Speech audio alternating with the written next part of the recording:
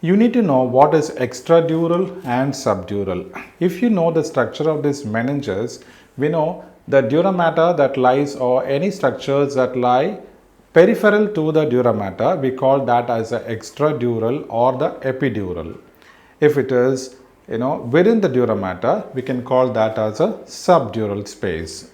Pseudotumor cerebri is a condition in which there is an elevated intracranial hypertension where the pressure in the nervous system or the pressure within the brain or within the head cavity is increased, but the physician is unable to make a final diagnosis of what is the actual cause of this increased hypertension is not known.